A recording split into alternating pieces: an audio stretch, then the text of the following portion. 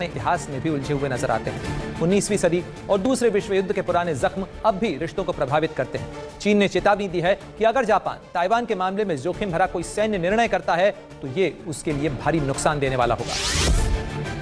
सवाल उठता है कि जापान की नई और मुखर प्रधानमंत्री ताकाइची आखिर क्या करना चाहती हैं, क्योंकि अमेरिका के राष्ट्रपति की हालिया जापान यात्रा के बाद से ही ताइवान के मुद्दे पर उनका यह बयान सामने आया है।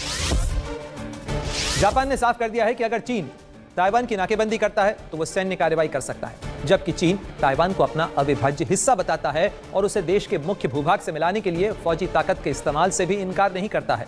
इसीलिए चीन इस द्वीप के आसपास लगातार सैन्य अभ्यास करता रहता है और इसको लेकर यदि कोई सवाल पूछा जाता है तो उसे वो हस्तक्षेप की लाल रेखा का उल्लंघन करार देता है।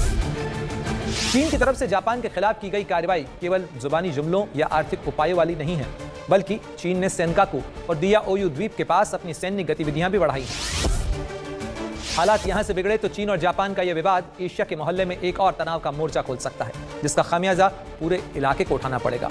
ऐसे में बेहतरी तो इसी में है कि एशिया की ये दो बड़ी आर्थिक ताकत रखने वाले देश जुबानी बयानों की रेस देने के साथ साथ ब्रेक पर भी ध्यान रखें ताकि बड़ा हादसा न हो।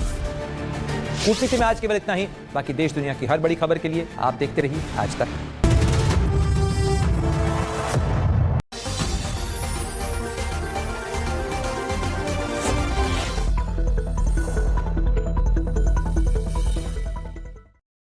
और ये सिग्नेचर स्टाइल बिहार के लोग माननीय प्रधानमंत्री जी के साथ झंडा लहराकर एनडीए के किए वादों पर बिहार के मतदाताओं ने भरोसा किया और ऐसा गमछा लहराया कि नतीजे के स्कोरबोर्ड पर गर्दा उड़ा दिया। बिहार में इतिहास रचाए। और फिर पटना के ऐतिहासिक गांधी मैदान में शुरू हुआ है नीतीश कुमार की नई सरकार का नया सफर, जिसमें नीतीश कुमार के नए और मजबूत साथी बीजेपी की ओर से मिले हैं और दूसरी बार लगातार नीतीश सरकार के मजबूत स्तंभ के तौर पर बरकरार रहने वाले हैं। मैं विजय कुमार सिन्हा ईश्वर की शपथ लेता हूं।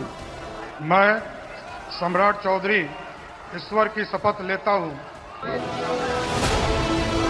और बिहार को तरक्की की ऊंचाइयों पर पहुंचाने के लिए नीतीश कुमार के कैबिनेट में फिलहाल 26 और मंत्रियों को शामिल किया गया है, जिसमें बीजेपी से 14, जेडीयू से 8, एलजेपी से 2 और एचएएम आरएलएम से एक मंत्री को शपथ दिलाई गई है।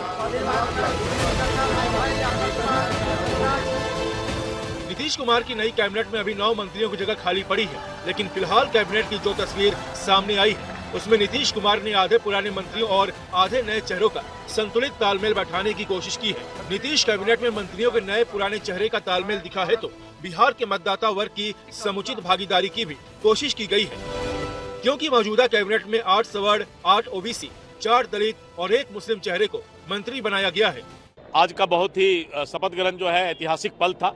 प्रधानमंत्री श्री नरेंद्र मोदी जी आज इस ऐतिहासिक पल के साक्षी बने, लाखों मतदाता इसके साक्षी बने और बिहार सरकार में जितने भी मंत्री ने शपथ लिया है, ये हमारी चुनौती है कि हम विकसित बिहार के सपना को पूरा करेंगे। बिहार की राजनीति में सामाजिक न्याय के लिए नेतृत्व में सामुदायिक प्रतिनिधित्व का सवाल अक्सर उठता रहा है, खासकर राहुल गांधी अक्सर ऐसी बातें करते रहे हैं। ऐसे में नीतीश की नई कैबिनेट में वैसा ही संतुलन साधने की कोशिश दिखती है। नीतीश कैबिनेट में शामिल किए गए मंत्रियों पर नजर डाले तो 8 सवर्णों में भूमिहार वर्ग से 2, राजपूत 4, ब्राह्मण 1, गायक